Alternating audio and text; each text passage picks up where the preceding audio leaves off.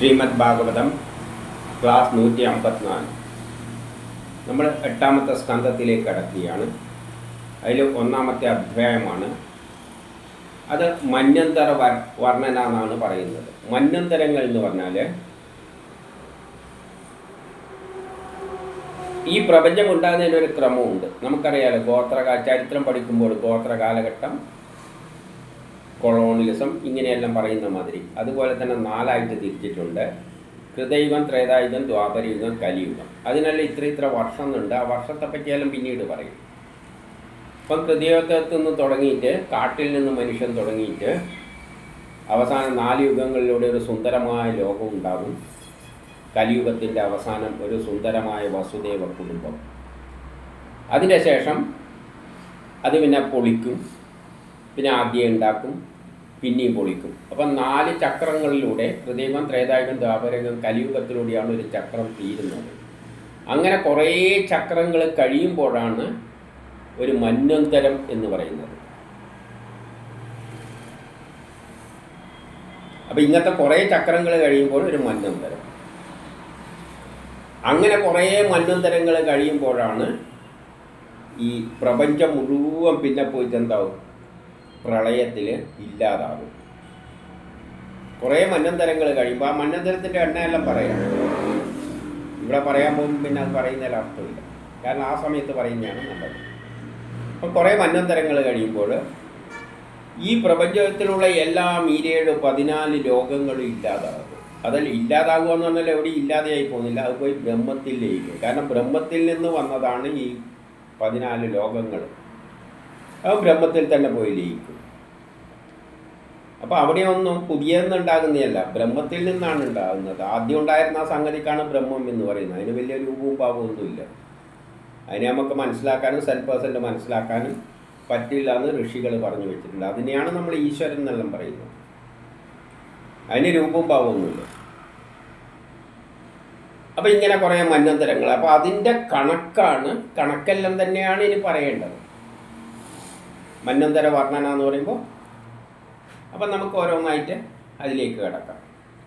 ഒന്നിലെ രാജാവ് എന്ന് പറഞ്ഞാൽ പരീക്ഷിച്ച രാജാവ് ചോദിക്കുകയാണ്: ഗുരുദേവ, ഇപ്പോൾ സ്വയംഭൂ മനുവെന്ന മനുവിൻ്റെ വംശത്തെപ്പറ്റി വിശദമായിട്ട് എന്നെ അങ്ങ് പറഞ്ഞു തന്നു കഴിഞ്ഞു. അപ്പോൾ സ്വയംഭൂ മനു എന്ന് പറയുമ്പോൾ ഞാൻ നേരത്തെ പറഞ്ഞത് സ്വയം ഉണ്ടാകുന്ന മനുവാണ്. അത് ഏതാണ്? ആദ്യത്തെ മനുവാണ്. അപ്പം പ്രപഞ്ചം ഒന്നുമില്ലാത്ത അവസ്ഥയിൽ നിന്ന് ആദ്യമായിട്ട് ഒന്നുണ്ടാകുമ്പോൾ അത് ഇല്ലാത്തതിൽ നിന്ന് സൃഷ്ടിക്കണം, ഉണ്ടാകണം, അല്ലേ? അത് തന്നെ രൂപാന്തരം പ്രാപിച്ചിട്ട് അതിനാണ് സ്വയംഭൂ മനു. ഒന്നുമില്ലാത്തതിൽ നിന്ന് സ്വയം അങ്ങ് ആവിർഭവിക്കുകയാണ്. എന്നിട്ടാണ് കൃതയുഗം, ത്രേതായുഗം, ദ്വാപരയുഗം, കലിയുഗം എന്നാകുന്നത്. പിന്നെ പ്രളയത്തിൽ നശിച്ചിട്ട്, പ്രളയത്തിൽ നശിക്കുമ്പോഴേ എല്ലാം ഒന്നും നശിക്കുന്നില്ല. കുറേ ആൾക്കാർ, ശാസ്ത്രജ്ഞന്മാർ രക്ഷപ്പെട്ടിട്ട് പിന്നെ ആദ്യം ഒന്നേന്ന് തുടങ്ങി കൃതയുഗം, ത്രേതായുഗം, ദ്വാപരയുഗം. അപ്പോൾ അവിടെ മനുഷ്യൻ തന്നെയാണ് എല്ലാ സൃഷ്ടിയും നടത്തുക. കാരണം 1ാമത്തെ 4 യുഗം കഴിഞ്ഞിട്ട് പ്രളയം നടക്കുമ്പോൾ മനുഷ്യൻ അവന് വേണ്ട എല്ലാ ജീവജാലങ്ങളെയും, കുറേ ജീവജാലങ്ങൾ ഇവൻ തന്നെ രക്ഷിക്കും ലോകത്തിൽ. അത് ചിലപ്പോൾ ബോട്ട് കയറിയിട്ടാകാം, അല്ലെങ്കിൽ ബഹിരാകാശത്തേക്ക് കടന്നിട്ടായാൽ എങ്ങനെയായാലും അത് രക്ഷപ്പെടും. അപ്പോൾ അവർക്ക് വേണ്ട ജ്ഞാനം, അതാണ് വേദങ്ങൾ. വേദങ്ങളും കൊണ്ടുപോകും.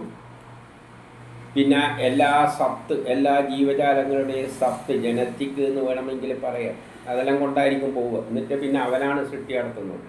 അപ്പോൾ എന്നേരം പിന്നെ അങ്ങനെ കുറേ കഴിഞ്ഞിട്ടാണ് പിന്നെ മന്വന്തരത്തിലേക്ക് പോകുന്നത്.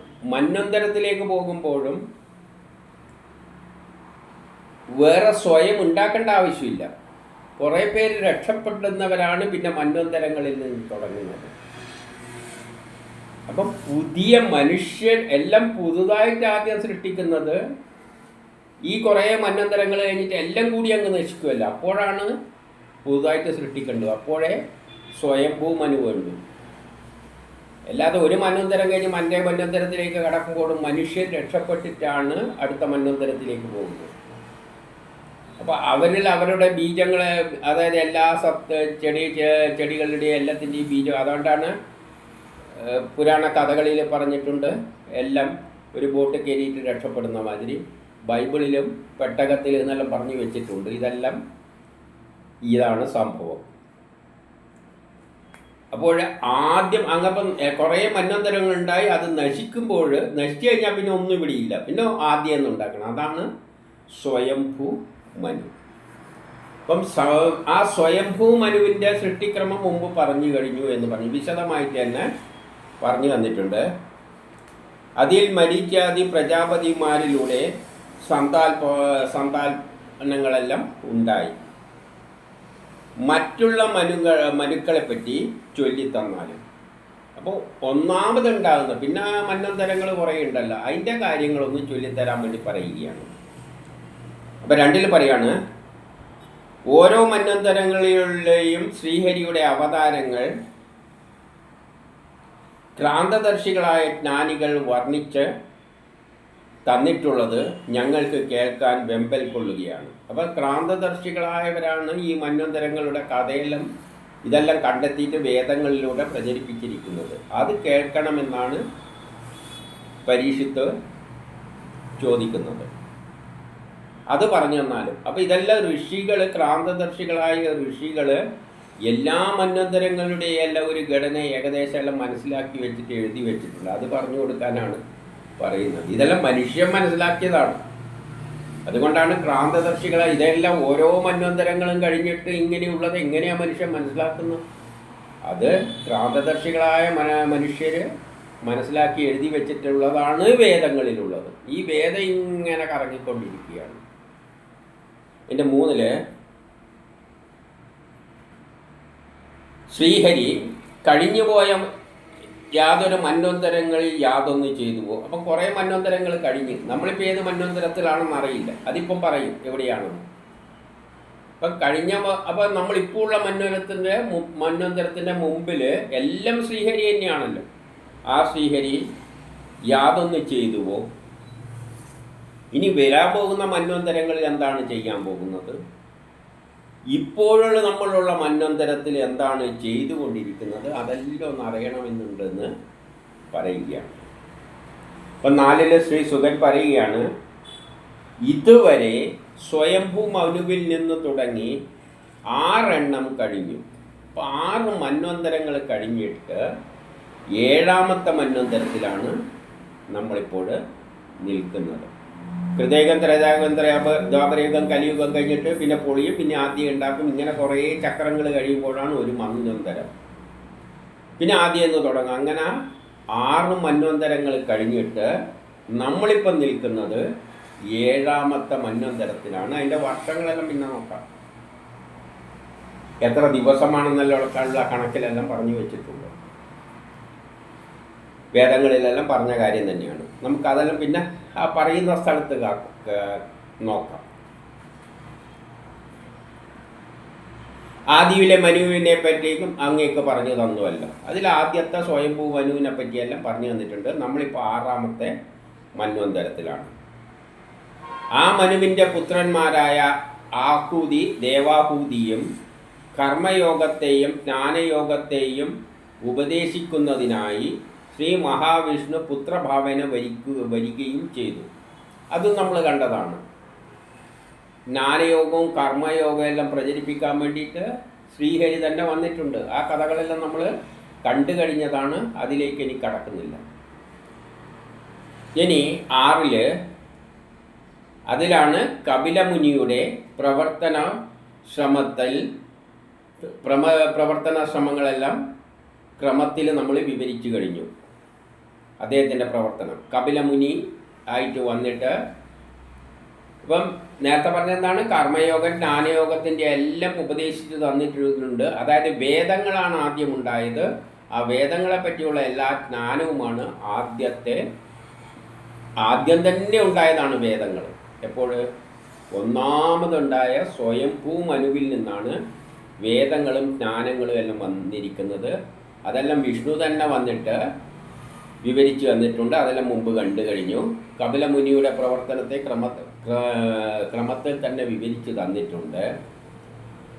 ഭഗവാനായ യജ്ഞദേവൻ യാതൊന്ന് പ്രവർത്തിച്ചോ അത് ഇനി പറയാം. ഇനി യജ്ഞദേവൻ എന്താണ് പ്രവർത്തിച്ചത് എന്നുള്ള കാര്യം പറയാം. ഇനി 7 ശതരൂപയുടെ ഭർത്താവായ സ്വയംഭൂമനു. അപ്പോൾ സ്വയംഭൂമനു ആദ്യം ഉണ്ടായ, ഒന്നുമില്ലാത്തടത്തു നിന്ന് ആദ്യം ഉണ്ടായ, അതുകൊണ്ട് സ്വയംഭൂമനു. സ്വയംഭൂമനുവിൻ്റെ ഭാര്യയാണ് ശതരൂപ. വിഷയസുഖങ്ങളിൽ വിരക്തിപരനായിട്ട് അദ്ദേഹം രാജ്യത്തെയെല്ലാം ത്യജിച്ചിട്ട് തപസ്സിനായിട്ട് ഭാര്യയോടൊപ്പം വനത്തിലേക്ക് പോകുന്നു. അദ്ദേഹത്തിന് മടുപ്പ് തോന്നിയിട്ട്, ആദ്യത്തെ യുഗമാണല്ലോ സ്വയംഭൂമനു എന്ന് പറഞ്ഞാൽ സൃഷ്ടിയുടെ ആദ്യ സമയത്താണ്. മടുപ്പ് ആർക്കാ വരാതിരിക്കുക? ഈ പ്രപഞ്ചത്തിൽ ഒന്നും ഇല്ലാത്ത സ്ഥലത്തു നിന്നാണ് സൃഷ്ടിക്കേണ്ടത്.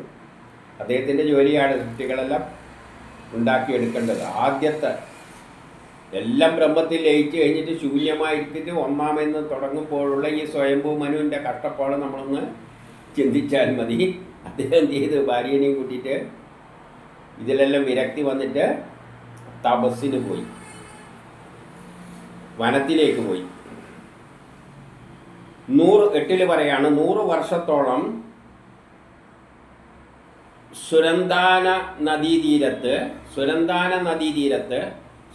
നദീതീരത്ത് 100 വർഷത്തോളം ഒറ്റക്കാലിൽ നിന്നിട്ടാണ് തപസ് ചെയ്തത്.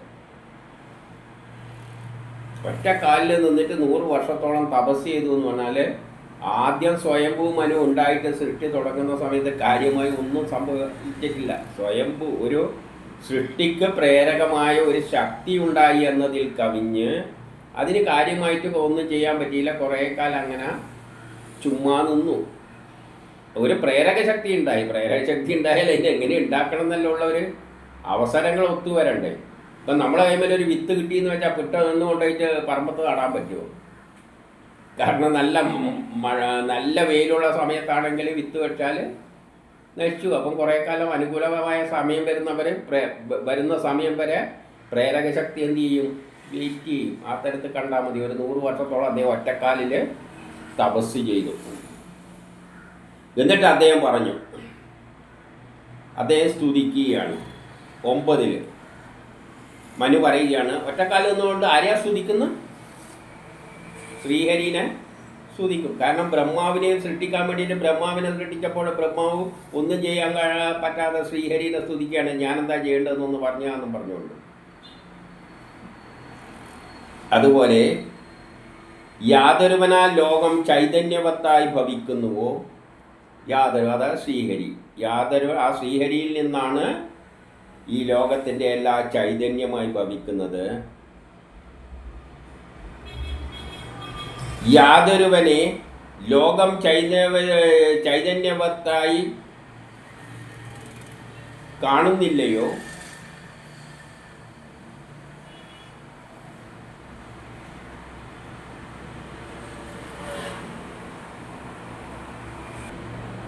കാണുക മാത്രമല്ല ചൈതന്യവത്താക്കുന്നില്ലയോ. ഇപ്പം ലോകത്തെ ചൈതന്യവത്താക്കുന്നത് ആ ശക്തിവിശേഷമാണ്. ഈ ലോകം വിചാരിച്ചാൽ അതിനെ ചൈതന്യവത്താക്കാൻ പറ്റില്ല. കാരണം ലോകം അതിൻ്റെ എത്രയോ നിസ്സാരമാണെന്ന് പറയാൻ വേണ്ടി ഇത് പറഞ്ഞു. അതാണ് ലോകത്തെ 14 ലോകങ്ങളെയും ചൈതന്യവത്താക്കുന്നത്. പക്ഷേ ഈ ലോകത്തിന് അതിനൊന്നും ചെയ്യാൻ ചൈതന്യവത്താക്കാനൊന്നും പറ്റുന്നില്ലയോ.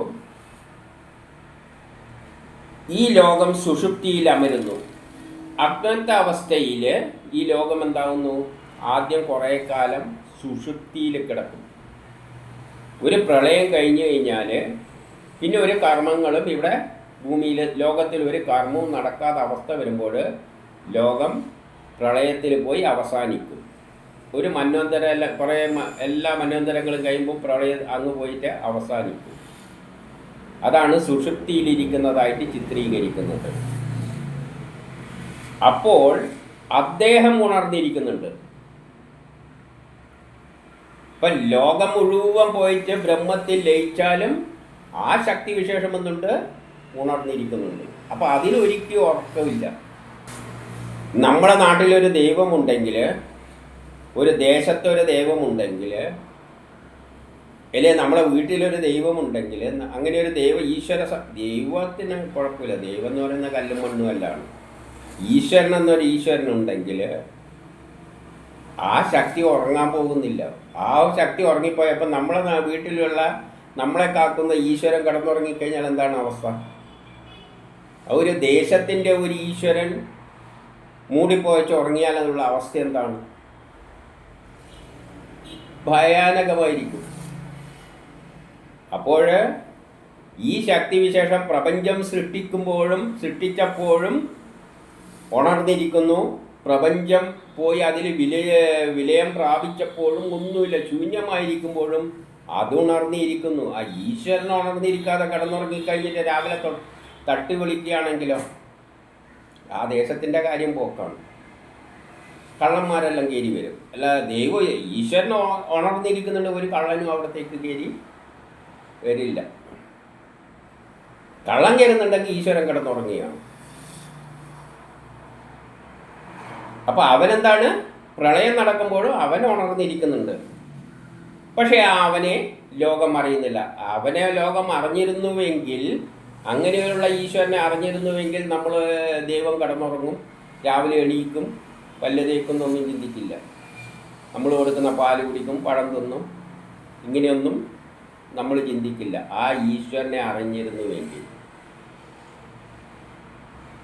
പക്ഷേ അവൻ ലോകത്തെ അറിയുന്നു. പക്ഷെ അവനിവിടെ നടക്കുന്ന എല്ലാ കാര്യങ്ങളും അറിയുന്നുണ്ട്. ഇനി 10 ലോകവും അതിലെ ചരാചരങ്ങളും ആത്മസ്വരൂപനായി ഈശ്വരനിൽ നിലനിൽക്കുന്നു. ഈ ജീവനുള്ള ജീവജാലങ്ങളെല്ലാം ആ ആത്മസ്വരൂപനിലാണ് നിലനിൽക്കുന്നത്. അപ്പം ആത്മസ്വരൂപം കടന്നുറങ്ങിക്കഴിഞ്ഞാൽ അപ്പം നമ്മളെ കാറ്റ് കഴിയും. ഒരു ദേശത്തിലൊരു ഈശ്വരനുണ്ട് എന്ന സങ്കല്പമാണെങ്കിൽ, ആ ഈശ്വരനാണ് നമ്മളെ കാര്യം നോക്കുന്നുണ്ടെങ്കിൽ, ഈശ്വരൻ കുറഞ്ഞു തുടങ്ങിക്കഴിഞ്ഞാൽ ആ സമയം നമ്മളെ കാറ്റ് കഴിയും. ഇവിടെ പറയുന്നത് എന്താണ്?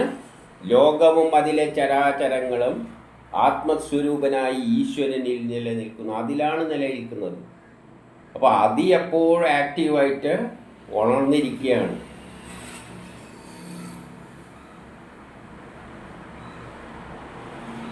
ഈശ്വരനാൽ നൽകപ്പെട്ട ഭോഗങ്ങളാണ് നമ്മൾ അനുഭവിക്കുന്നത്. ഈ നമുക്കിവിടെ കിട്ടിയിരിക്കുന്ന എല്ലാ വസ്തുക്കളും, ഭോഗം, ചക്കയായാലും മാങ്ങയായാലും ഭൂമിയായാലും ഭൂമിക്കടിയിലുള്ള എന്ത് സാധനമായാലും ഈശ്വരനാൽ നൽകപ്പെട്ടതാണ്. അത് ഈശ്വരൻ്റെ സാധനമാണ്.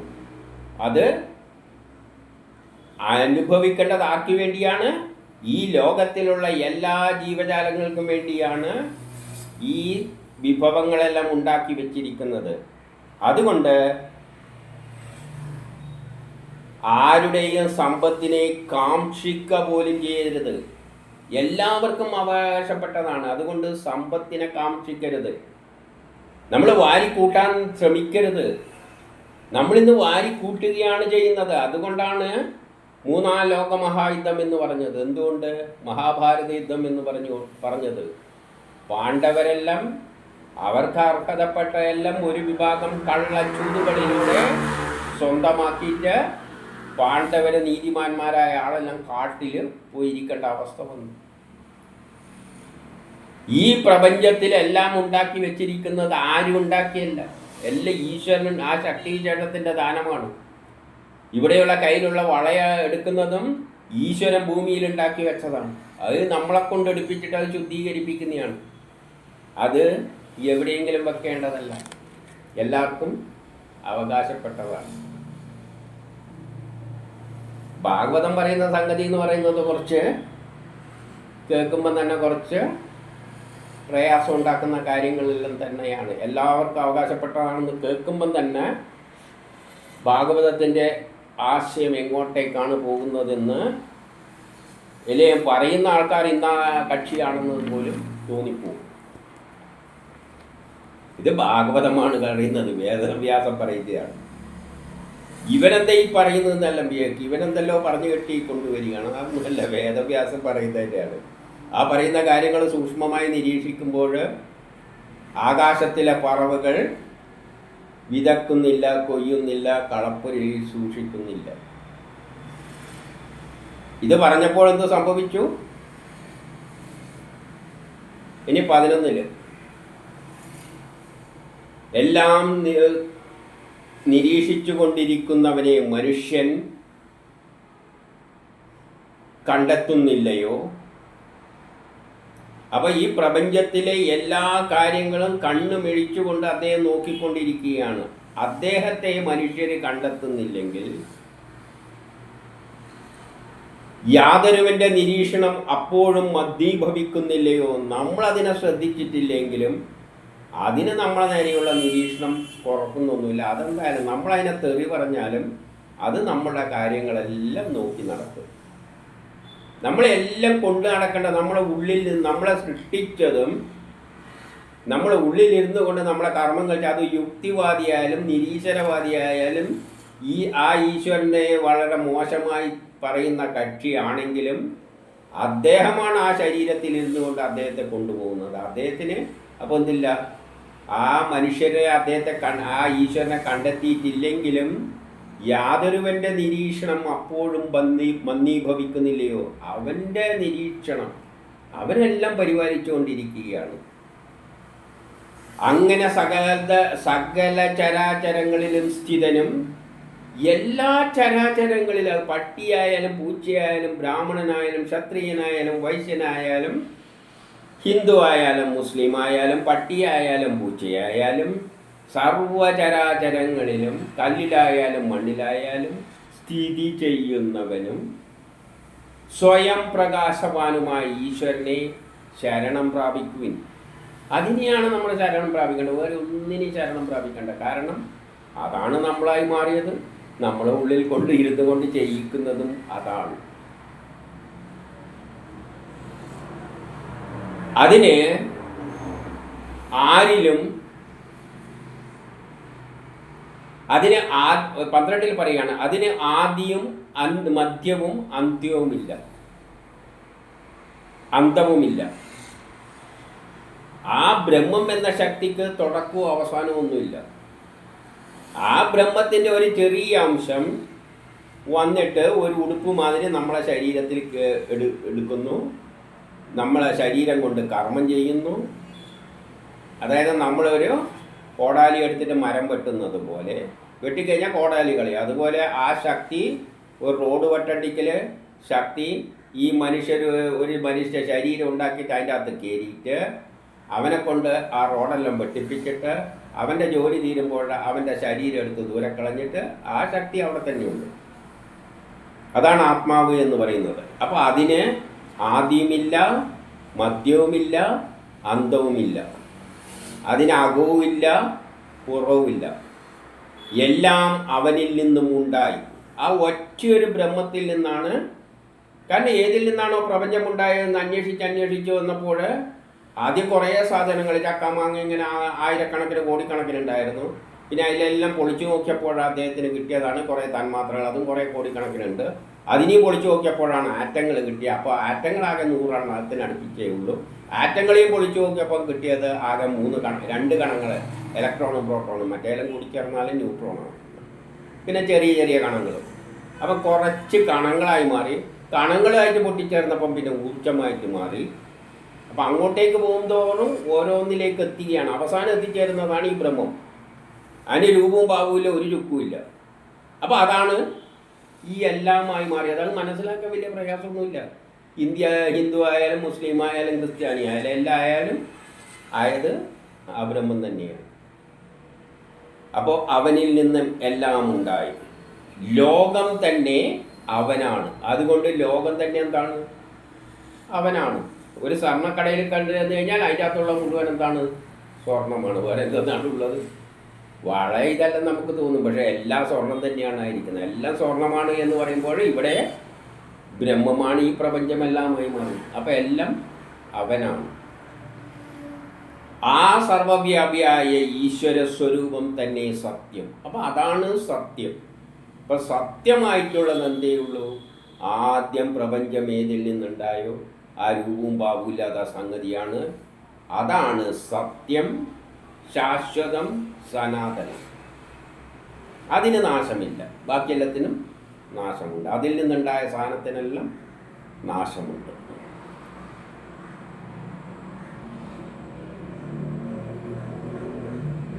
ഇനി 13 ലോകമാകുന്ന ശരീരം പൂണ്ട് അത് ലോകമാകുന്ന ഒരു ശരീരമായി മാറി. എല്ലാം ലോകമായി അത് തന്നെ ഒരു വലിയ ലോകമാകുന്ന ശരീരം പോലെ മാറി. അതിൻ്റെ ശരീരമാണ് ഈ ലോകം. അതാണ് വിരാട് പുരുഷനായിട്ട് ചിത്രീകരിച്ചിരിക്കുന്നത്. പൂണ്ട് അസംഖ്യം നാമങ്ങളോട് കൂടിയവനെങ്കിലും എന്നിട്ട് പല നാമത്തിലായിട്ട് മാറി. പ്രമോദായിട്ട് മാറിയിട്ടുണ്ട്, തെങ്ങായിട്ട്, മാവായിട്ട്, പാർവ്വതമായിട്ട്, കല്ലായിട്ട് എല്ലാം അത് മാറിയിട്ടുണ്ടെങ്കിലും 7 ലോകങ്ങളായിട്ട് മാറിയിട്ടുണ്ടെങ്കിൽ 14 ലോകങ്ങളായിട്ട് മാറിയിട്ടുണ്ടെങ്കിലും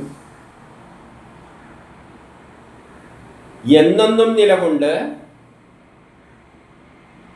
അത് പക്ഷെ എന്നെന്നും നിലനിൽക്കുന്നതാണ്. ഈ ഉണ്ടായ സാധനം നിലനിൽക്കില്ല, അത് ഇല്ലാതാകും. സ്വയം പ്രകാശം ചൊരിഞ്ഞ് ജന്മരഹിതനും, അതിന് ജന്മമില്ല, അതിന് മരണവുമില്ല. ആദിയിൽ ഉള്ളവനുമായ ഈശ്വരൻ.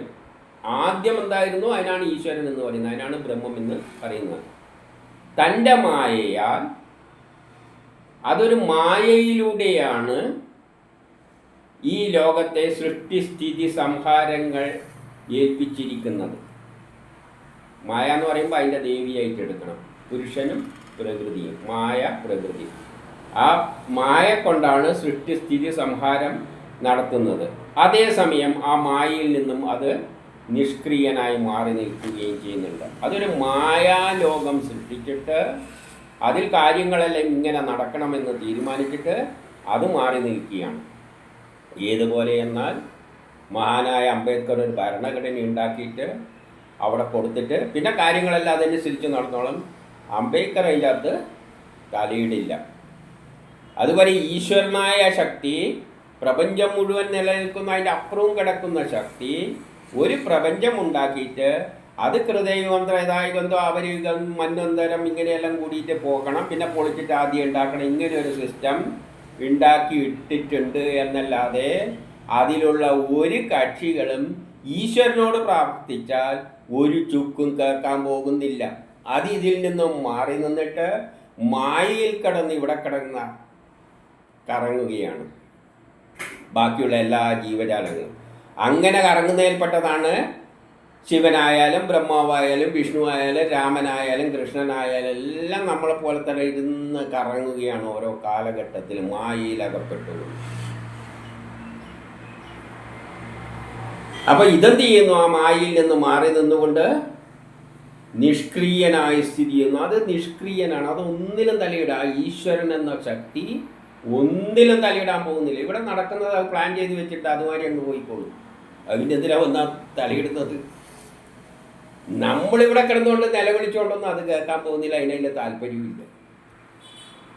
ഇപ്പം കോടതി നിയമങ്ങൾ അംബേദ്കറെ വിളിച്ചിട്ട് ആരംഗത്തൊക്കെ പറയും. വക്കീലന്മാർ അംബേദ്കറെ ഒന്ന് വാ, എന്നെ ഒന്ന് സഹായിക്കുന്നതായിട്ടും പറയുമോ? അല്ല, അർത്ഥമുണ്ട്. അതുപോലെ തന്നെ അത് ആ വ്യവസ്ഥിതി അങ്ങനെയാണ്, ഓട്ടോമാറ്റിക്കായിട്ട് പോവുകയാണ്. അവർ ഈശ്വരനൊരു സിസ്റ്റം ഉണ്ടാക്കിയിട്ടുണ്ട്. കൃതയുഗം, ത്രേതായുഗം, ഇങ്ങനെ മന്വന്തരങ്ങളെല്ലായിട്ടും ഒരു ചിട്ട ഉണ്ടാക്കി വെച്ചിട്ടുണ്ട്. അതുമാതിരി മനുഷ്യരങ്ങനെ ഗോത്ര കാലഘട്ടം പുരോഗമിച്ച് ഉപയോഗിച്ച് ഇങ്ങനെ പോയിക്കോളും. അത് തീരുമാനിച്ച മാതിരിയേ പോകുകയുള്ളൂ. അതിൽ നിന്നൊരു മാറ്റമില്ല. അതിൽ നിന്ന് ആർക്കും മാറാൻ പറ്റില്ല. ബ്രഹ്മ വിചാരിച്ചാലും പറ്റില്ല, വിഷ്ണു വിചാരിച്ചാലും പറ്റില്ല, രാമൻ വിചാരിച്ചാലും പറ്റില്ല, കൃഷ്ണൻ വിചാരിച്ചാലും പറ്റില്ല. അവരെല്ലാം മൂക്കുകാരിട്ടിട്ട് പിടിച്ചിരിക്കുന്നു എന്നാണ് വേറൊരു ഭാഗത്ത് നമ്മൾ കണ്ടത്. 14 ആകയാൽ ഋഷിമാർ നിഷ്ക്രിയത്വം മുക്തി പ്രാപിക്കുന്നതിന് വേണ്ടി ആദിയിൽ കർമ്മയോഗം സ്വീകരിച്ചു. അനാസക്തനായ കർമ്മനുഷ്ഠാനം എടുക്കുന്നവർ മിക്കവാറും ഒടുവിൽ നിഷ്ക്രിയരായിത്തീരും. കാരണം ഋഷിമാർ ആ കാലഘട്ടത്തിൽ, ഋഷിമാരുടെ കാലഘട്ടത്തിൽ ഈ ലോകത്തിലൊന്നുമില്ല. കുറേ പാറകൾ ഇതെല്ലാം ഗുഹകളെല്ലാം ഉള്ളത്. എഴുതാൻ പോലെ ഏതോ ഇലയോ എന്തോ എടുത്തിട്ട് അതിൻ്റെ അകത്തുനിന്ന് മറ്റേ കുറിച്ച് എഴുതിയാണ് ചെയ്തത്. അവർക്ക് ജീവിതത്തിൽ എന്താണ് താല്പര്യം? മടുക്കും. കുറേ നേരം ഇതെല്ലാം ഇങ്ങനെ എഴുതി കൂട്ടി വെച്ചിട്ട്, കാരണം പ്രളയം നടന്നിട്ട് രക്ഷപ്പെട്ട് വന്നവരാണ്. ഹൃദയ ത്രേതായുഗം ദ്വാപരയുഗം കലിയുഗം കഴിഞ്ഞിട്ട് അവർ ബുക്കും എല്ലാം ആയിട്ട് രക്ഷപ്പെട്ടു. നല്ല പണ്ഡിതന്മാരാണ്. ശാസ്ത്രമെല്ലാം ഏറ്റവും പുരോഗമിച്ച കാലഘട്ടത്തിലാണ് രക്ഷപ്പെട്ടത്. റോക്കറ്റ് കയറിയിട്ടെല്ലായിരിക്കും രക്ഷപ്പെട്ടിട്ടുണ്ടാവുക. എന്നിട്ട് തിരിച്ചു വന്നിട്ട് ഭൂമിയിലെല്ലാം പ്രളയമെല്ലാം ശരിയായാലും തിരിച്ചു വന്നവർ അവർക്ക് പിന്നെ താടിയും മുടിയും വെച്ചിട്ട് അതേ പറ്റുള്ളൂ, അവരെഴുതി വെച്ചു. പക്ഷേ അവർക്ക് വിരക്തി വരുന്നു, ഓട്ടോമാറ്റിക്കായിട്ട് അത് വിരക്തി വരുന്നു എന്ന് പറയുകയാണ്. കാരണം എന്തുകൊണ്ടാണ്? അവ നിഷ്കാമ കർമ്മമാണ് ചെയ്യുന്നത്. നമുക്ക് വേണ്ടിയിട്ട് അവർക്കുള്ള ജ്ഞാനം മുഴുവൻ ഗുഹയെ കിടന്നിട്ട് കുറിച്ച് എഴുതി വെച്ചിരിക്കുന്നു. അല്ലാതെ ആ ബുക്ക് പബ്ലിഷ് ചെയ്തിട്ട് പൈസ വാങ്ങാൻ വേണ്ടിയൊന്നുമല്ല അവർ എഴുതി വെച്ചിരിക്കുന്നത്. അവരെന്തായി എഴുതി വെച്ച് എങ്ങനെയല്ലോ, കാരണം ഉത്തരവാദിത്വമില്ലേ. പ്രളയം നടക്കുമ്പോൾ കയറ്റി വിട്ടുമ്പോൾ പറഞ്ഞിട്ടുണ്ട്, ഈ ജ്ഞാനമെല്ലാം നിങ്ങൾ അവിടെ പോയിട്ട് കുറിച്ച് വെച്ചോളണം, ഭാവി തലമുറക്ക് വേണ്ടിയിട്ട് നമ്മൾ എത്രയോ കാലം കൊണ്ട് കണ്ടുവെച്ച സംഗതികളാണ്, കണ്ടെത്തിയ സംഗതികളാണ്, ഇത് വെക്കണം. അവരെ ഉത്തരവാദിത്തമാണ്. അവർ ആത്മാർത്ഥമായിട്ട് അവിടെ കിടന്ന് എഴുതി വെച്ചിട്ട് അവർ നിസ്വാർത്ഥ കർമ്മം ചെയ്യുമ്പോൾ അവർ ഓട്ടോമാറ്റിക്കായിട്ട് എന്തായി തീർന്നു? അവർ മിക്കവാറും ഒടുവിൽ നിഷ്ക്രിയരായി തീർന്നു. അവരുടെ കർമ്മം തീർന്നു കഴിഞ്ഞ് പിന്നെ അവർ നിഷ്ക്രിയരാണ്. ആ ഋഷികളെപ്പറ്റി പിന്നെ നമുക്കൊന്നും അറിയില്ല. വേദവ്യാസനും ഋഷികളും എല്ലാം എന്തായി എന്നുള്ളത് ഒരു ഐഡിയയും നമുക്കില്ല. പക്ഷെ അവരെ മുമ്പിലുള്ള മോഹൻജദാരോ ഹാരപ്പനാൻ്റെ എല്ലാം അപ്പുറത്തെ കാലത്തുള്ള ആൾക്കാരെല്ലാം കാര്യങ്ങൾ നമുക്ക് കിട്ടിയിട്ടുണ്ട്. പക്ഷെ ഇവരുടെ കാര്യം ഒരു ചുക്കും നമുക്ക് അറിയില്ല. കാരണം അവർ നിഷ്ക്രിയരായിപ്പോയി. അവർ എഴുതി വെച്ചു, അവരുടെ സ്ഥലം വിട്ടു. ഇനി 15 ജ്ഞാനനിധിയായ ഈശ്വരൻ കർമ്മം ചെയ്യുന്നു. ആ ഈശ്വരനാണ്. അപ്പം ഈ എല്ലാ കർമ്മങ്ങളും നമ്മളെ കൊണ്ടെല്ലാം ഉള്ളിലിരുന്നു കൊണ്ട് നമ്മളായി തീർന്നതും ആ ശക്തിയാണ്, നമ്മളെ കൊണ്ട് ജയിപ്പിക്കുന്നതും ആ ശക്തിയാണ്. അപ്പം ഇവിടെ പ്രപഞ്ചത്തിൽ എന്തെല്ലാം നടക്കുന്നുണ്ട് അതെല്ലാം ഈശ്വരനാണ് അതായിട്ട് മാറിയതും അതിൻ്റെ ഉള്ളിൽ കിടന്നുകൊണ്ട് ചെയ്യുന്നതും ഈശ്വരനാണ്. അപ്പം ജ്ഞാനനിധി അതെല്ലാ ജ്ഞാനവും തികഞ്ഞതാണ്. ആ ജ്ഞാനനിധിയായ ഈശ്വരൻ കർമ്മം ചെയ്യുന്നു. അതിൽ പക്ഷേ ആസക്തനല്ല. അതിന് ഒന്നിലും ആസക്തിയില്ല. അതിനു വേണ്ടിയിട്ടല്ല. എന്തിനു വേണ്ടിയിട്ടാണ് ഈ ഭൂമി ഉണ്ടാക്കി സുന്ദരമായ ലോകം ഉണ്ടാക്കുന്നത് വെച്ചാൽ അതിനാണോ? അതിനെന്തിനാണ്? അത് ഈ നമുക്കെല്ലാം തന്നെ അനുഭവിക്കുന്നത്. അല്ലാതെ അതിനൊന്നും ആവശ്യമില്ല. നമ്മൾ പിന്നെ ഇതിൻ്റെ അകത്തു നിന്ന് എടുത്തിട്ട് അദ്ദേഹം ഉണ്ടാക്കിയിട്ട് ആ ശക്തി ഇന്ന് കുറച്ചെടുത്തിട്ട് ഇന്നാ പിടിച്ചോ. എൻ്റെ ഇന്ന് ആഗ്രഹം തരാണ്, ഞാൻ ഒരു 50 ഉറുപ്പിക തരാം, അല്ലെങ്കിൽ കുറച്ച് ഒരു കുപ്പി പാല്, അല്ലെങ്കിൽ ഒരു കുപ്പി നെയ്യ്, മറ്റേ 200 ml ചെറിയൊരു കുപ്പി ബോട്ടിൽ വാങ്ങിയിട്ട് കൊടുത്തിട്ട് പറയും എൻ്റെ മോനെ IAS പരീക്ഷയിൽ പാസ്സായിച്ച് തരണമെന്ന്. കൈക്കൂലി കൊടുക്കുക. ഈ സാധനം ആരെയാണെന്ന് പറയുന്നത്? ആ ഭഗവാന്റെ എടുത്തിട്ട് അങ്ങ് കൊടുക്കുകയാണ്. എന്ത് മണ്ടത്തരമാണ് ചെയ്യുന്നത് ഒന്ന് ആലോചിച്ച് നോക്കിയാൽ. ഭഗവാന്റെ ഇവിടെ വേദം പറയുന്നു ഇതെല്ലാം ഭഗവാന്റെയാണ്, മര്യാദയ്ക്ക് ഉപയോഗിച്ചോളണം, വാരി പിടിച്ച് സ്വന്തമാക്കരുത്, എല്ലാവർക്കും ഉള്ളതാണ്, ഭഗവാന്റേതാണെന്ന് പറയുന്ന സാധനം ഇതെടുത്തിട്ട് പറയണം ഭഗവാനെ ഇതാ ഒരു 100 ml നല്ലെണ്ണ, എൻ്റെ മോളെ IAS പാസ്സായാലേ അങ്ങോക്കൊരു പയ്യനെ കൊണ്ട് തരണം. ഒന്ന് ആലോചിച്ച് നോക്കും. നമ്മൾ എത്രമാത്രം നമ്മുടെ മനസ്സ് മൃഗങ്ങളിൽ നിന്നും താഴെ ലെവലിലേക്കാണ് പോകുന്നത്. ജ്ഞാനമുണ്ട് എന്ന് പറഞ്ഞിട്ട് എന്താ കാര്യം? ഒരു ചുക്കുമില്ല. ആ നിന്തിരിവടിയെ ആശ്രയിക്കുന്നവർ തളരില്ല. അപ്പം ഋഷികളെല്ലാം അവരുടെ കർമ്മം ആ ലക്ഷ്യത്തിന് വേണ്ടി ചെയ്തു. അവർ തളരില്ല. അവർ കർമ്മബന്ധത്തിൽ കുടുങ്ങിയിട്ടുമില്ല. അവരൊരു കർമ്മബന്ധത്തിലും കുടുങ്ങിയവരല്ല ഋഷികളൊന്നും. ഇനിയോ 16 ബോധാത്മകനായ അഹങ്കാരരഹിതനായും എങ്ങും നിറഞ്ഞു നിൽക്കുന്ന നിർമുഖനും പരപ്രേരണയില്ലാതെ സ്വതന്ത്രനും. അവന് ഒരാളുടെ പ്രേരണയുമില്ല. അവനെ പ്രേരിപ്പിക്കാനൊന്നും ഇൻഫ്ലുവൻസ് ചെയ്യാൻ ആർക്ക് വിചാരിച്ചാലും കഴിയില്ല. അത് സ്വതന്ത്രനാണ്. ആ ഈ കർമ്മം അനുഷ്ഠിക്കുന്നു. ആ ഈശ്വരൻ തന്നെയാണ് നമ്മളായി മാറിയത്, നമ്മൾ കൂട്ട കർമ്മം ചെയ്യുന്നത്. അത് ആരുടെ പ്രേരണയില്ലാതെ സ്വതന്ത്രനായിട്ട് കർമ്മം ചെയ്യുകയാണ്. തൻ്റെ മാർഗത്തിൽ ഉറച്ചു നിന്നുകൊണ്ട് മനുഷ്യരെ ഗുണപാഠം പഠിപ്പിക്കുന്നവരും. അവൻ എന്ത് ചെയ്യുന്നുണ്ട്? മനുഷ്യരെ ഗുണപാഠങ്ങൾ പഠിപ്പിക്കുന്നുണ്ട്. അതായത് അധർമ്മം പെരുകുമ്പോൾ പറഞ്ഞിട്ടില്ല നിന്നെ ഞാൻ ശരിയാക്കും പറഞ്ഞുകൊണ്ട്. അപ്പം മനുഷ്യരെ പാഠം പഠിപ്പിക്കുന്നുണ്ട്. സമയാസമയങ്ങളിൽ അധർമ്മികളെ അവൻ പാഠം പഠിപ്പിക്കുക തന്നെ ചെയ്യുന്നുണ്ട്. മനുഷ്യരെല്ലാം അധർമ്മികളാണ്. അതുകൊണ്ട് ഞാൻ പറയുമ്പോൾ ഏതെങ്കിലും ഒരു വിഭാഗം എന്നൊന്നും പറയുന്നില്ല. പിന്നെ ഏറ്റക്കുറച്ചിലുണ്ട്.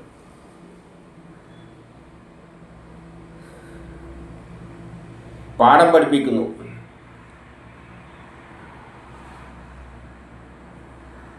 അങ്ങനെ സർവകർമ്മങ്ങളോടും പ്രവർത്തകനായ സർവശക്തനായ ഈശ്വരനെ ഞാൻ സമാശ്രയിക്കുന്നു. എന്നിട്ട് 17 ശ്രീസുഖൻ പറയുകയാണ്, ഇപ്രകാരം മന്ത്രവാക്യം ഉരുട്ടുകൊണ്ട് ആരും മനുവും ഭാര്യയും തപസ് ചെയ്തിരുന്നിട്ട് അവിടെ ഇരുന്നിട്ട് ഈശ്വരനെ പ്രാർത്ഥിക്കുകയാണ്. ഈശ്വരൻ്റെ ഗുണഗണങ്ങൾ പറയുകയാണ്. ഇങ്ങനെ ഉരുവിട്ടുകൊണ്ട് ഏകാഗ്രഭാവത്തോടെ ഇരിക്കുന്ന മനുവിനെ അപ്പം അദ്ദേഹം അങ്ങനെ ഇരിക്കുകയാണ് ഏകാഗ്രഭാവത്തിൽ. അപ്പോൾ ആദ്യം ഇരുന്ന ശക്തി സൃഷ്ടി നടന്നപ്പോൾ അദ്ദേഹത്തിൻ്റെ ആണ് എല്ലാ ചുമതലയും. ആ മന്വന്തരങ്ങളിലെ എല്ലാ ജീവജാലങ്ങളെയെല്ലാം ഉണ്ടാക്കുക. പക്ഷെ ആദ്യം അദ്ദേഹം ഒന്ന് പകച്ച് കുറച്ചു കാലം അനുകൂലമായ സമയം വരണം. പിന്നെ ഈ ശ്രീഹരി വിചാരിക്കുന്ന ആ സമയത്തെ ചെയ്യാനും പറ്റുള്ളൂ. അതുകൊണ്ട് അദ്ദേഹം ശ്രീഹരിനെ നോക്കി ഞാനെന്ത് ചെയ്യണം എന്ന നിലയിൽ അദ്ദേഹത്തിൻ്റെ ഗുണഗണങ്ങളെയും വർണ്ണിച്ചുകൊണ്ട് അവിടെ ഇരുന്നു. അങ്ങനെ ഇരിക്കുന്ന കാലത്ത് അസുരന്മാരും രാക്ഷസന്മാരും വിശപ്പു നിമിത്തം ഭക്ഷിപ്പാനായി നേരിട്ട് പാഞ്ഞു വന്നു. അപ്പം ഇത് മനു. ഇപ്പോൾ അസുരന്മാരുണ്ടാവില്ല എപ്പോൾ പാര വെക്കുന്നത്. അസുരന്മാർക്ക് രാക്ഷസന്മാർക്ക് എന്ത് തോന്നി? വിശപ്പ് തോന്നി. എന്നാൽ പിന്നെ ഈ മനുവിനെ പിടിച്ച് നിന്ന് കളയാന്നും വെച്ചിട്ട് കഥയിലാണ് ഇതല്ല. അതായത് സൃഷ്ടിക്ക് പ്രേരമാകുന്ന ശക്തിക്ക് ഓപ്പോസിറ്റ് എന്തുണ്ട്? അദ്ദേഹം ഒരു സൃഷ്ടി നടത്താൻ തയ്യാറാണെങ്കിൽ ഉടനെ തന്നെ എന്തുണ്ടാകും? അതിൻ്റെ every action there is equal and opposite reaction. Manu ഒരു സൃഷ്ടി നടത്താൻ തുടങ്ങുമ്പോൾ ദർ ഈസ് എ റിയാക്ഷൻ. അതിനെ തടുക്കാൻ ഒരു ശക്തി ഉണ്ടാകും, തമോ ഗുണമുള്ളൊരു ശക്തി. അതിനാണ് രാക്ഷസൻ എന്ന് പറയുന്നത്. അപ്പോൾ രാക്ഷസൻ എപ്പോഴും ഇവനെ പിടിച്ചു നിന്നാൻ വേണ്ടിയിട്ട് നടക്കും. അത് കണ്ടിട്ട് അന്തരാമിയായിരിക്കുന്ന ശ്രീഹരി, അപ്പം ഈ മനുവിൻ്റെ ഉള്ളിലിരിക്കുന്നതും ആര് തന്നെയാണ്? ശ്രീഹരി തന്നെയാണ് മനുവായിട്ട് വന്നത്. ഈ രാക്ഷസനായിട്ട് വന്നതും ആര് തന്നെയാണ്? ശ്രീഹരി തന്നെയാണ്. അപ്പം ഇത് കണ്ട ശ്രീഹരി യജ്ഞദേവൻ യമാദികളായ ദേവന്മാരാൽ അവരെ വധിച്ചു. അപ്പോൾ യജ്ഞം നടത്തുന്ന ദേവൻ, അപ്പോഴാ ശ്രീഹരി യജ്ഞദേവൻ എന്ന ഏത് യജ്ഞവും ചെയ്യുമ്പോൾ ആദ്യം തന്നെ പണ്ടേ വേദം പറയുമ്പോൾ ഒരു കക്ഷിയുണ്ട്. ആരാണ്? ഏത് യജ്ഞം ചെയ്യുമ്പോഴും അതിൻ്റെ അകത്ത് കയറിയിട്ട് അതിൻ്റെ ഏകോപിപ്പിച്ചിട്ട് പൂർത്തീകരിക്കുന്ന ശക്തി ഇന്ദ്രൻ. അതാണ് യജ്ഞദേവൻ. അപ്പം അതൊരു വേറെ രൂപം പൂട്ടുകയാണ്. അസുരരൊരു ഭാഗത്തുണ്ട്. അപ്പോൾ അതിനെ എതിർക്കാനുള്ള ഒരു ശക്തിയായിട്ട് യജ്ഞദേവൻ വരികയാണ്. അതായത് ഇന്ദ്രൻ വരികയാണ്. ഇന്ദ്രൻ ഉണ്ടെങ്കിലേ എന്ത് പറ്റുള്ളൂ? ഇനിയുള്ള ഓരോ സൃഷ്ടിയും നടക്കുകയുള്ളൂ. അതുകൊണ്ട് യമാദികളായ ദേവന്മാരെല്ലാം കൂടി വന്നിട്ട് ഇവരെയെല്ലാം വധിച്ചു. എന്നിട്ട് സ്വർഗലോകം ഭരിച്ചു. അവിടെ നിന്നാണ് സ്വർഗത്തിൻ്റെ അധിപതിയായിട്ട്, സ്വർഗലോകം എന്ന് പറഞ്ഞാൽ ഈ പ്രപഞ്ചത്തിൻ്റെ ഉണ്ടായില്ല, അതിൻ്റെ മുമ്പിൽ ഉണ്ടല്ലോ, കേന്ദ്രം ഉണ്ടല്ലോ, ആ കേന്ദ്രത്തിൽ വികസിക്കുന്ന പിന്നെയല്ലേ. അപ്പം അവിടെ ആര് വന്നു? ഇന്ദ്രൻ വന്നു.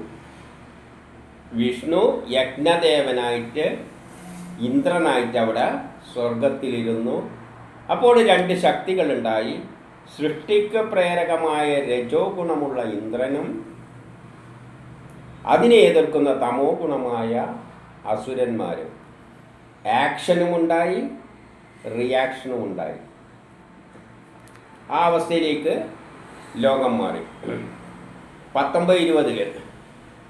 അപ്പോൾ ആദ്യത്തെ മനുവിൻ്റെ കാര്യം പറഞ്ഞ് ഇനി ഓരോ മനുവിനെ പറ്റി മാത്രം പറഞ്ഞിട്ട് ഒന്ന് ഇൻട്രൊഡ്യൂസ് ചെയ്തു പോവുകയാണ്. രണ്ടാമത്തെ മനു അഗ്നിയുടെ പുത്രനായ സ്വാരോജിഷൻ ആണ്. അഗ്നി ഊർജത്തിൽ നിന്നാണ് എല്ലാം ഉണ്ടാകുന്നത്. അതുകൊണ്ട് രണ്ടാമത്തെ മനു എന്ന് പറയുന്നത് അഗ്നിയുടെ പുത്രനായ സ്വാരോജിഷൻ ആണ്. അദ്ദേഹത്തിൻ്റെ പുത്രന്മാർ അപ്പോൾ എല്ലാത്തിലും മനു ആരാണെന്ന് പറയുകയാണ്, മനുവിൻ്റെ പുത്രന്മാരാണെന്ന് പറയുകയാണ്. അപ്പോഴുള്ള ഇന്ദ്രൻ ആരാണെന്ന് പറയുന്നത്, ഓരോ യുഗത്തിലും ഇന്ദ്രൻ മാറും, ദേവന്മാരും മാറും, ഋഷികളും മാറും. ജ്ഞാനികളായ വേദം കൈകാര്യം ചെയ്യുന്ന ഋഷികൾ, വേദവ്യാസനൊന്നും അന്നേരമല്ല, വേദവ്യാസനല്ല, ഈ മന്വന്തരത്തിലാണ്. വേറെ മന്വന്തരത്തിൽ വേറെ കക്ഷികളാണ്. അപ്പം അവരുടെ എല്ലാം ഒരു പേര് പറഞ്ഞു വെച്ചിട്ട് അങ്ങ് പോവുകയാണ്. അപ്പോൾ രണ്ടാമത്തെ മനു അഗ്നിയുടെ പുത്രനായ സാരോജിഷൻ ആണ്. അപ്പം മനുവിൻ്റെ പേര് പറഞ്ഞു. അദ്ദേഹത്തിൻ്റെ പുത്രന്മാർ ദ്യുമാൻ, സുഷേണൻ, രോജിഷ്മാൻ മൂലാവരാണ്. അതിലെ ദേവന്മാർ, അപ്പം അന്നത്തെ ദേവന്മാർ പേരല്ല, ഓരോ മന്വന്തരത്തിലെ ഇന്ദ്രൻ എന്നെല്ലാം പറയുന്നതിലെല്ലാം വ്യത്യാസം വരുന്നുണ്ട്. അപ്പോൾ അന്നത്തെ ഇന്ദ്രൻ്റെ സ്ഥാനത്തുള്ള ദേവന്മാരുടെ രോചനൻ, അന്നത്തെ ദേവേന്ദ്രൻ്റെ പേര് രോചനൻ. ദേവന്മാരുടെ തുഷിതാദികൾ എന്ന് പറയുന്നു. വേദജ്ഞാനികൾ അതിനെയാണ് സപ്തർഷികൾ എന്ന് പറയുന്നത്. ഇനി 21 പറയുന്നു, വേദശിരസ് എന്ന മഹർഷിക്ക് തുമിതയിൽ ഉണ്ടായ വിഭു ഒരു വിഖ്യാതനായ അവതാരമാണ് വിഷ്ണുവിൻ്റെ. വേദശിരസ് എന്ന മഹർഷിക്ക്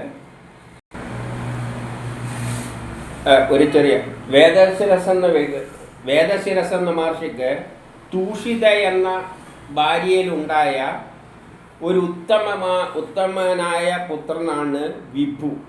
അത് വിഖ്യാതമായ വിഷ്ണുവിൻ്റെ ഒരവതാരമാണെന്ന് പറയുകയാണ്.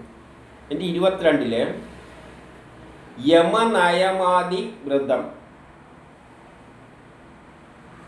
ധരിക്കുന്നവനായ 88,000 മുനിമാർ. അപ്പോൾ ആ കാലത്ത് ഒരു 88,000 മുനിമാരെ യമനിയമങ്ങളെല്ലാം പഠിക്കാൻ വേണ്ടിയിട്ട് 88,000 മുനിമാർ കൗമാരം മുതൽ ബ്രഹ്മചാരിയായിരുന്ന വിഭുവിൻ്റെ നിഷ്ഠയെ അനുസരിച്ച് പരിശീലിപ്പിച്ചു.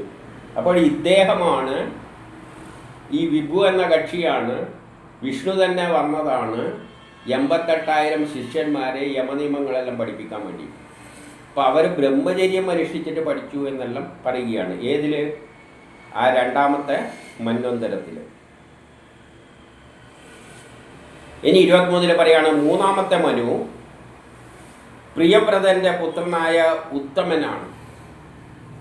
പ്രിയവ്രതനെ പറ്റിയെല്ലാം പണ്ട് പറഞ്ഞിട്ട് അവൻ്റെ പുത്രനാണ് മൂന്നാമത്തെ മനുവായി വന്നത്. അവൻ്റെ പുത്രന്മാർ, അപ്പം മനു പറയുമ്പോൾ പുത്രന്മാരെ പറയണം, പവനൻ, സൃംജയൻ, യജ്ഞഹോത്രൻ മുതലായവരാണ്. ഇനി 24 പറയുന്നു, വശിഷ്ഠൻ്റെ പുത്രന്മാരായ പ്രമദാദികൾ സപ്തർഷികളാണ്. അപ്പോൾ അന്നത്തെ ഋഷികളെല്ലാം വശിഷ്ഠൻ്റെ പുത്രന്മാരായ പ്രമദാദികളാണ്. ആ കാലത്തെ ദേവന്മാർ എന്ന് പറയുന്നത്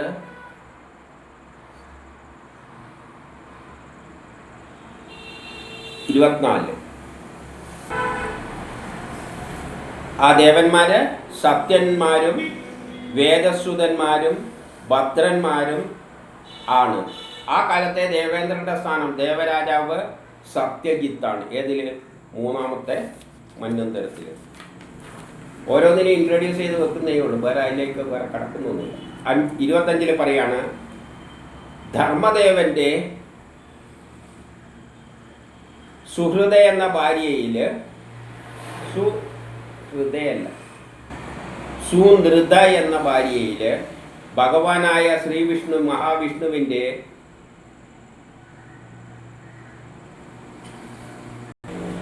മറ്റൊരവതാരമായിട്ട് സത്യസേനൻ അവതരിച്ചു. അപ്പം വിഷ്ണുവിൻ്റെ ആ സ്ഥാനത്തേക്ക് കാര്യങ്ങൾ നോക്കാൻ വേണ്ടിയിട്ട് സത്യസേനായിട്ട് അവതരിച്ചു ധർമ്മദേവൻ്റെ ആ അവനിൽ നിന്നു. ഇനി 26 സത്യസേനൻ ദേവേന്ദ്രനായ സത്യജിത്തിൻ്റെ സുഹൃത്തായി വർത്തിച്ചു. അപ്പം ഈ സത്യസേനൻ ദേവേന്ദ്രനായ സത്യജിത്തിൻ്റെ, ആ കാലത്തെ ദേവേന്ദ്രനാരാണ്? സത്യജിത്ത്. ഇപ്പോഴത്തേതാണ് ഇന്ദ്രൻ എന്ന് പറയുക. ദേവേന്ദ്രൻ്റെ സ്ഥാനത്തിരിക്കുന്ന ആ യുഗത്തിൽ, ആ മന്വന്തരത്തിൽ ഈ സത്യസേനൻ, അതായത് ശ്രീ വിഷ്ണുവിൻ്റെ അവതാരമായിട്ട് വന്ന സത്യസേനൻ ദേവേന്ദ്രനായ, അന്നത്തെ ദേവേന്ദ്രനായ സത്യജിത്തിൻ്റെ സുഹൃത്തായിട്ട് വർത്തിച്ചു. ഇപ്പോഴും വിഷ്ണുവിൻ്റെ സുഹൃത്ത് മാതിരിയാണ് ആരുള്ളത്? ദേവേന്ദ്രൻ ഉള്ളത്. അപ്പോൾ ആ കാലത്ത്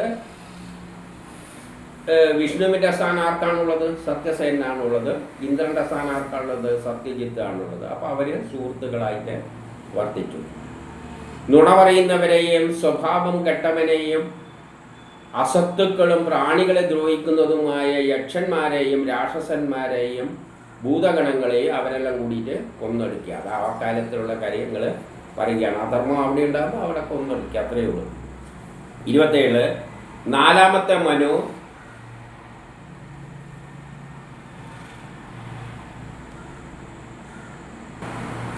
ഈ ഉത്തമന്റെ ഭ്രാതാവായ താമസൻ ആണ്.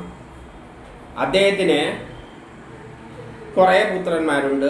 ഋതു, ജ്യോതിസ്, നരൻ, കേതു എന്ന് തുടങ്ങി ഒരു 10 പേര്, 10ഓളം പുത്രന്മാർ അദ്ദേഹത്തിനുണ്ട്. ഇനി 28 അക്കാലത്തെ ദേവന്മാർ സത്യകന്മാർ, ഹരികൾ, വീരന്മാർ എന്നിവരാണ്.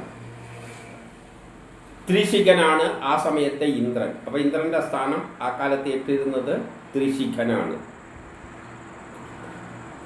പിന്നെ ജ്യോതിർധാമാവ് എന്ന് തുടങ്ങിയ 7 സപ്തർഷികൾ. ആ കാലത്തെ സപ്തർഷികളുടെ പേര് ധാമാവാണ്. ഇനി 29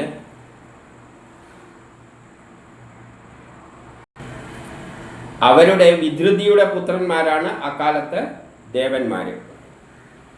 അവർ വേദങ്ങളെ സമുദ്ധരിച്ചു. ആ കാലഘട്ടത്തിലാണ് ഈ വേദങ്ങളെ കുറച്ചും കൂടിയും ഉദ്ധരിച്ചു വന്നു എന്ന് പറയുകയാണ്. ഇനി 30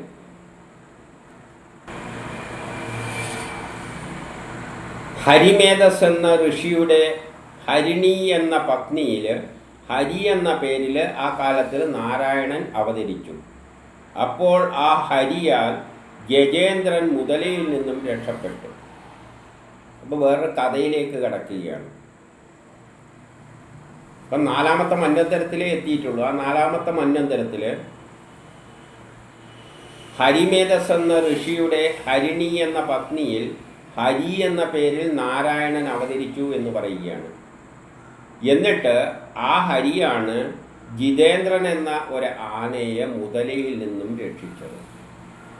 അപ്പോൾ ഇനി ഒരു കഥയിലേക്ക് ഇങ്ങനെ പറഞ്ഞെങ്കിൽ എല്ലാം കൂടിയിട്ട് അങ്ങ് മന്വന്തരം പറയാൻ തുടങ്ങിക്കഴിഞ്ഞാൽ ബോറടിക്കും എന്നതുകൊണ്ട് ഇടക്ക് കൊണ്ടുപോയിട്ട് ഒരു കഥ കയറ്റുകയാണ്. അപ്പോൾ ഗജേന്ദ്രൻ എന്ന ആനയെ മുതലയിൽ നിന്നും ഈ ഹരി രക്ഷിച്ചു എന്ന് പറഞ്ഞിട്ട് ഇനി കഥയിലേക്ക് കടക്കുകയാണ്. അപ്പോൾ ഇത് കേട്ടപ്പാട്, കാരണം രാജാവിന് ഇത് കേട്ടിട്ട് ആകെ ഒരു വല്ലാത്ത അവസ്ഥ എത്തിയിരിക്കുകയാണ്. കഥയാണെങ്കിൽ കേട്ടിരിക്കുക, ഇതല്ലെങ്കിൽ കേട്ടിരിക്കുന്നത്. പറയുന്ന നമുക്കും അടുക്കലും വരുന്നുണ്ട്, ഉള്ള കാര്യം തന്നെ. പക്ഷെ പറയാതിരിക്കാൻ പറ്റില്ലല്ലോ. അപ്പോഴാണ് രാജാവ്, പരീക്ഷിത്ത രാജാവ് ഉടനെ ചാടിക്കയറിയിട്ട്, വ്യാസപുത്ര, ഞങ്ങൾ അങ്ങയിൽ നിന്നും ഗജേന്ദ്രനെ മോദിപ്പിച്ച കഥ കേൾക്കാൻ ആഗ്രഹിക്കുന്നു. ഒരു കഥ എന്ന് കേട്ടപ്പോൾ രാജാവിന് ഉന്മേഷം വന്നു, നമുക്കും ഉന്മേഷം വന്നു. ഒരു കഥ പറയാൻ കേൾക്കുകയും ചെയ്യില്ല. പിന്നെ 32 പറയുകയാണ്,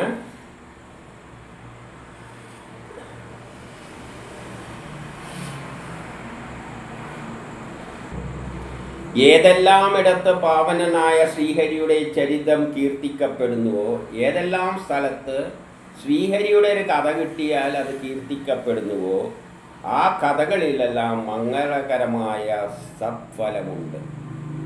അപ്പം എവിടെയെങ്കിലും ഒരു കഥ പറയാൻ തുടങ്ങുമ്പോൾ, ശ്രീഹരിയുടെ കഥ പറയുമ്പോൾ എന്തുണ്ട്? അവിടെ ഒരു സത്ഫലമുണ്ട് എന്ന് പറഞ്ഞാൽ ഒരു കഥയിലൂടെയാണ് പ്രപഞ്ച സൃഷ്ടിയുടെ ഒരു വലിയ കാര്യം കഥരൂപത്തിൽ അവതരിക്കാൻ പോകുന്നത്. അപ്പോൾ അവിടെ രസമുള്ള കാര്യമാണ്. അതുവരെയുള്ള ഇന്നാൾ രാജാവ് ഇന്ദ്രൻ ഇന്നതാണ്, ഇന്ന മന്വന്തരത്തിൽ ഇന്ന് ഇന്ദ്രനാണെന്നെല്ലാം അറിഞ്ഞിട്ട് നമുക്കും വലിയ കാര്യമൊന്നുമില്ല. പക്ഷേ ചരിത്രം പഠിക്കുമ്പോഴും നമുക്ക് ചരിത്രം പഠിക്കുമ്പോഴും ബോറ് തോന്നുമല്ല ചില സ്ഥലത്തെല്ലാം വരുമ്പോൾ. രാജാവ് തന്നെ പറയുകയാണ് കഥയിൽ ഒരു സത്ഫലമുണ്ടെന്ന് പറഞ്ഞാൽ കഥയിലൂട്ടിയാണ് യഥാർത്ഥത്തിൽ സൃഷ്ടിക്രമം വിവരിക്കുന്നത്. അതിൻ്റെ ഇടയ്ക്ക് ഓരോ ഉള്ള ചെറിയ ചെറിയ കാര്യങ്ങളെല്ലാം ഇങ്ങനെ പറഞ്ഞ് പിന്നെ ഒരു പ്രധാനപ്പെട്ട ഒരു സൃഷ്ടിയായിട്ട് ബന്ധപ്പെട്ട ഒരു ചടങ്ങ് വരുമ്പോൾ ഒരു കഥ വെച്ചങ്ങ് കഥയിലൂട്ടി അങ്ങ് കാച്ചു. ഇപ്പം 33 സൂതൻ പറയുകയാണ് വ്യാസപുത്രനായ ശുക്ര ബ്രഹ്മർഷിയാകട്ടെ വ്യാസപുത്രനായ ശുഗബ്രഹ്മർഷിയാകട്ടെ മരണം പ്രതീക്ഷിച്ച് കഴിയുന്ന പരീക്ഷിത്തിന്, അപ്പം പരീക്ഷിത്ത് എങ്ങനെയാണ് കിടക്കുന്നത്? മരണം പ്രതീക്ഷിച്ച് കഴിയുന്ന പരീക്ഷത്തിന് പറയുന്ന കഥയാണ് നമ്മളിങ്ങനെ പോയിക്കൊണ്ടിരിക്കുന്നത്. അപ്പം നമ്മൾ തുടങ്ങുന്ന ഒരു പരീക്ഷത്തിൻ്റെ ഇപ്പം കഥയിങ്ങോട്ട് എത്തുമ്പോൾ അതങ്ങ് മറന്നു പോകരുത്. അതുകൊണ്ട് ഇടക്കൊന്ന് കയറിയിട്ട് പറയുകയാണ്.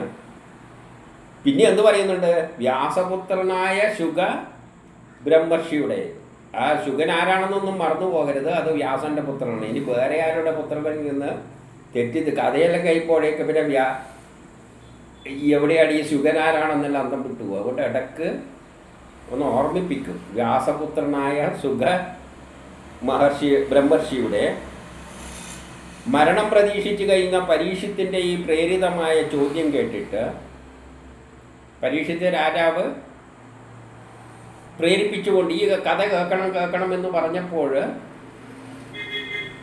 അദ്ദേഹത്തിന് എന്തുണ്ടായി? സന്തോഷമുണ്ടായി. ആർക്ക്?